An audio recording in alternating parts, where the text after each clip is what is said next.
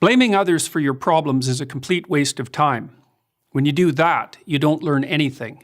You can't grow and you can't mature. Thus, you can't make your life better. In my 3 decades as a professor and clinical psychologist, I've learned that there are 2 fundamental attitudes toward life and its sorrows. Those with the first attitude blame the world. Those with the second ask what they could do differently. Imagine a couple on the brink of divorce. They're hurt and angry. The unhappy, bitter husband recalls the terrible things his wife has done and the reasons he can no longer live with her. The harried and disillusioned wife, in turn, can describe all the ways her husband let her down. Each has a long list of necessary changes for the other person. Their prospects for reconciliation are grim. Why? Because other people aren't the problem. You're the problem. You can't change other people, but you can change yourself. But it's difficult. It takes courage to change, and it takes discipline. It's much easier and much more gratifying to your basest desires to blame someone else for your misery. Consider the youthful activist making a statement against the corrupt capitalist system by smashing in the storefront of a local business. What has he done other than to bring harm to people who have nothing to do with his real problems? The guilt, doubt, and shame he will inevitably feel in consequence will have to be suppressed so his beliefs can remain unchanged. And that suppression will do nothing but foster his anger and alienation. In the play The Cocktail Party by American English poet T.S. Eliot, one of the characters is having a very hard time of it. She speaks of her profound unhappiness to her psychiatrist. She tells him that she hopes her suffering is all her own fault. Taken aback, the psychiatrist asks why. Because, she tells him, if it's her fault, she can do something about it.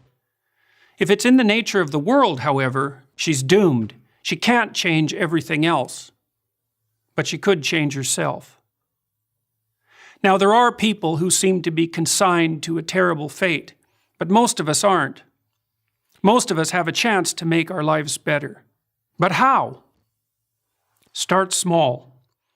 Ask yourself a few questions. Have you taken full advantage of the opportunities offered to you? Are you working to your fullest capacity at school or at work? Have you, in other words, set your own house in order? If the answer is no, try this.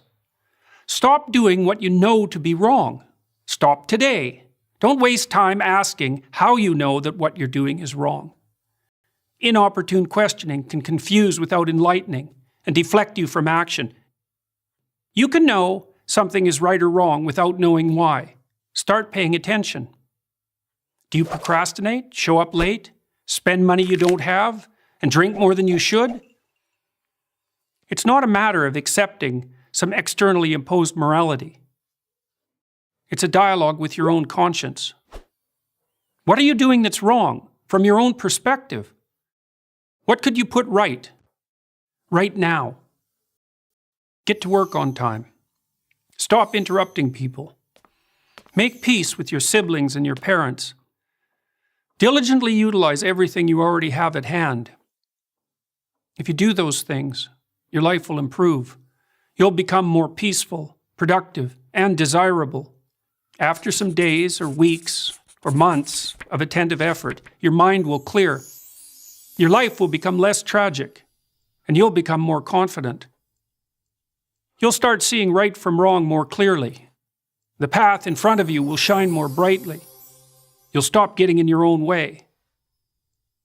Instead of bringing trouble to yourself, your family, and your society, you'll be a positive and reliable force. Your life will still be difficult. You'll still suffer.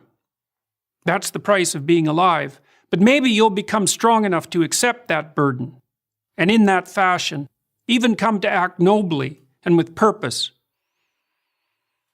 The proper way to fix the world isn't to fix the world. There's no reason to assume that you're even up to such a task, but you can fix yourself. You'll do no one any harm by doing so. And in that manner, at least, you will make the world a better place. I'm Jordan Peterson, Professor of Psychology at the University of Toronto for Prager University. Thank you for watching this video. To help keep PragerU videos free, please consider making a tax-deductible donation.